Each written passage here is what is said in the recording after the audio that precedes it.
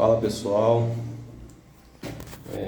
nesse vídeo a ideia é trazer uma dica de uma técnica para fazer um corte diamantado para você melhorar problemas construtivos que, por exemplo, a pessoa quem fez a regularização aqui do contrapiso não é uma pessoa que talvez possua um conhecimento mais adequado dos processos construtivos e acabou deixando a queda contrária do ponto do ralo, e a gente tem um ralo na mesma direção do chuveiro, o que acaba dificultando um pouco. E como o piso aqui é grande, é 90 por 90, o que acontece? A gente até consegue melhorar essa queda, mas não traz um resultado igual o corte diamantado. Se vocês perceberem, aqui tem 4 centímetros, né, de vão, e aqui um dedo e meio, mais ou menos. O que acontece? O porcelanato é assentado todo no nível, né, não tem como variar. E a queda d'água, em vez de estar aqui para o ralo, ela está no sentido contrário. O que eu vou fazer? Eu vou fazer um corte daquele canto, partindo na direção do ralo aqui, do outro do início aqui da divisória entre o box e a área seca, vindo em direção ao ralo, daquela outra direção aqui também, e aqui. Para começar, o que eu faço? Eu vou pegar a peça inteira, colocar aqui no lugar, cortar aquele outro trecho ali também, colocar aqui,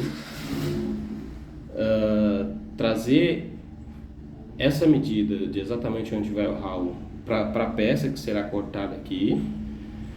Depois eu levo para um lugar, para uma área onde eu tenho um espaço adequado, com o auxílio de uma régua, eu risco, marco, para poder começar o corte.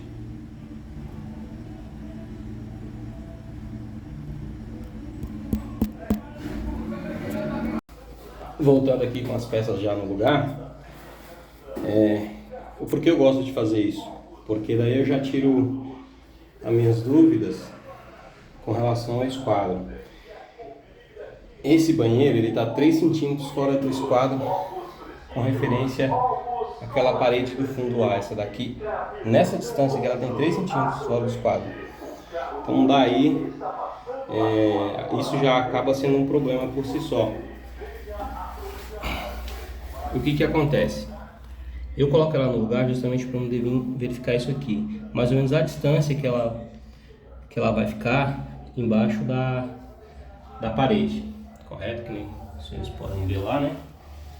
Que é todo o volume de argamassa que eu vou ter que colocar. Pode ver que está um pouco menor. O que acontece? Com o lápis eu já venho, coloco ele apoiado na parede aqui. Faço essa marcação aqui. A partir dessa marcação, eu vou fazer o seguinte: vou separar 1 centímetro fora aqui, ó, do canto, para não poder cortar nessa direção aqui, ó. O porquê que eu faço isso?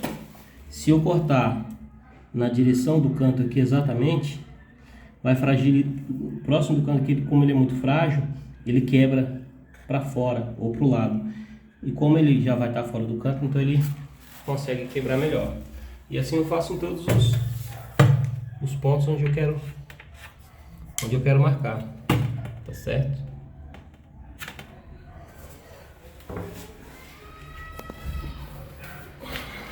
Bom, dando continuação aqui no vídeo, como vocês podem ver, eu fiz a marcação do ralo, né? Já achei o eixo dele.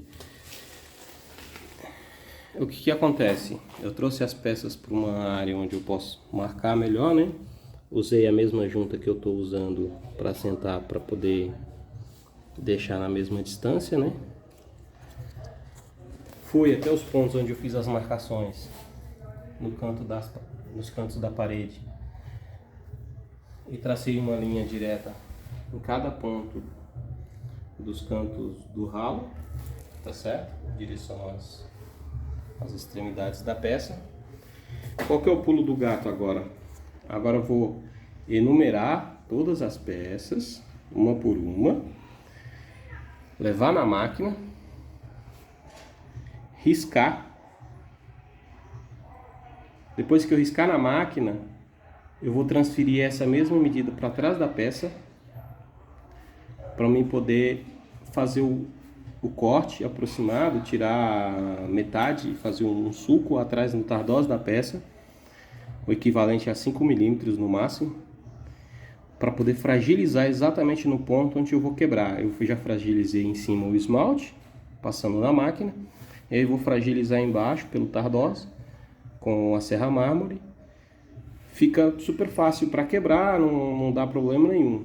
Essa peça aqui, ela não necessariamente eu precisaria fazer esse processo embaixo da peça, como eu vou mostrar já já. Mas essa aqui, necessariamente você tem que fazer, porque você tem linhas em sentidos diferentes. O que é ideal? Você consegue cortar ela numa linha reta na máquina. Quando você pega mais ou menos essa direção aqui para fazer esse corte aqui, você não consegue fazer. E utilizando essa técnica que eu faço, eu consigo separar essa peça aqui inteira sem que ela estrague, repique ou o esmalte quebre em outro sentido. Eu vou agora levar para a máquina, riscar, depois eu faço a enumeração, né? Enumero todas elas e depois eu faço o corte. Bom, como podem ver, já enumerei as peças, né? 1A, 3A, 2A, transferi a medida de um lado para o outro, depois ver a marcação com lápis. É justamente nessa marcação que eu vou criar um sulco com a serra mármore de no máximo até 5 milímetros. Aí eu uso a base da serra mármore para poder regular essa profundidade onde o disco vai passar. Bom, como vocês podem ver, né? A marcação. Aqui eu já passei a riscadeira. Pode ver que já tem a marca da riscadeira. Isso vai facilitar na hora do corte. Bom, como podem ver, eu criei um sulco, né? Pelo tardós da peça. Acabei aumentando a espessura, ela está mais larga do que o disco, né? Que o disco é um disco bem fininho. Se você olhar aqui por cima, você consegue perceber mais ou menos a profundidade, né? Foi no máximo outra peça aqui.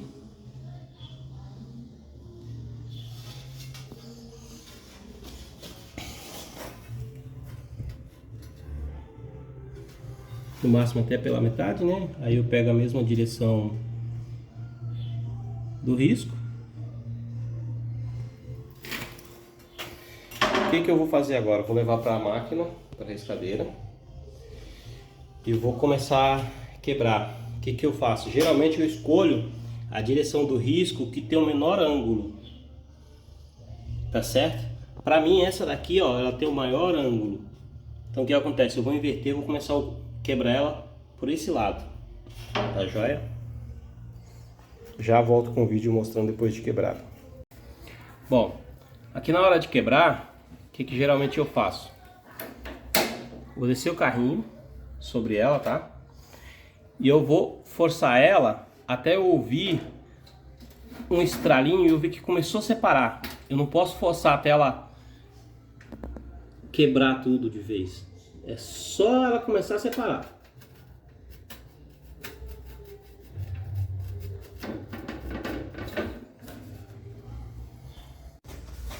Bom, as pedras depois de cortadas, né?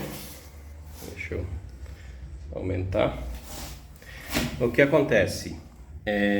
Para poder melhorar a junção delas, porque o que acontece?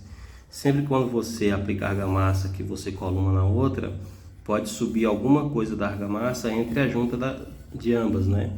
Então o que acontece? Aqui tem a marcação da serra mármore, né? E aí eu venho com uma esmerilhadeira com a lixinha e tiro um pouquinho da rebarba, só para poder ajudar ela na hora do encaixe. Nas duas abas eu faço o mesmo procedimento. Essa daqui é a próxima do ralo, né? Você pode ver que ambas estão lixadas. Nossa, que susto! Imagine se essa peça quebra. 1 hora de tempo. Bom, essa é a 4, 1B, 3B e a 2B. 2A, uma 3A. Eu vou montar aqui, vou espalhar argamassa e durante o assentamento eu volto para poder dar algumas dicas, alguns macetes para poder ficar top. Bom, aqui já fiz o assentamento das 3 primeiras peças, né? Que é a 3A, 1A e a 2A. Sempre deixando um espaço embaixo do piso para poder a mesma espessura da junta para poder preencher com rejunte, né? E fechar bem, não só depender da impermeabilização. E uma dica importante é que sempre antes de assentar a peça, com o bico da colher eu removo o excesso, tanto nessas laterais aqui, para evitar que suba massa entre as juntas e elas não se aproximem tanto. Para ver como é que fica.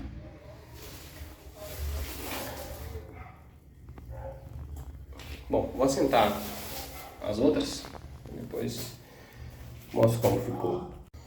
Bom, finalizei o assentamento, como vocês podem ver. Sai um corte de cada canto em direção ao ralo, né?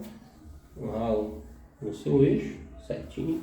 Pode ver que não fugiu nada. E aqui só para demonstrar,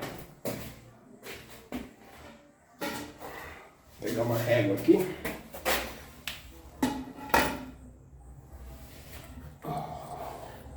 Olha o quanto a gente tem de queda pro ralo. Quase 2 centímetros.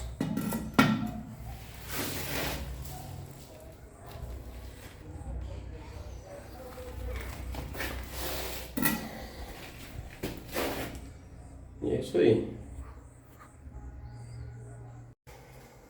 Voltando na semana seguinte, removi as cunhas, né, e os clips, fiz a limpeza nas juntas, passei uma esponja úmida para a gente poder remover sujeira, né, que fica na superfície, para não contaminar o rejunte. Como é um rejunte acrílico, posso mostrar aqui, se você não limpar bem a junta, ele acaba contaminando e mostrando.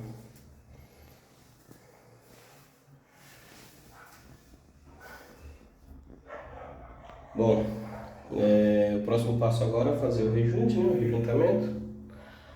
E logo após o rejuntamento, será um vídeo para mostrar o resultado final.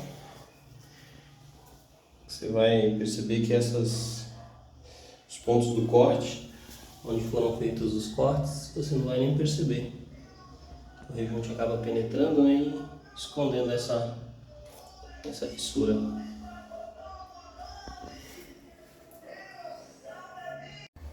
Rejunte pronto. Foi o resultado final. Olha como fica.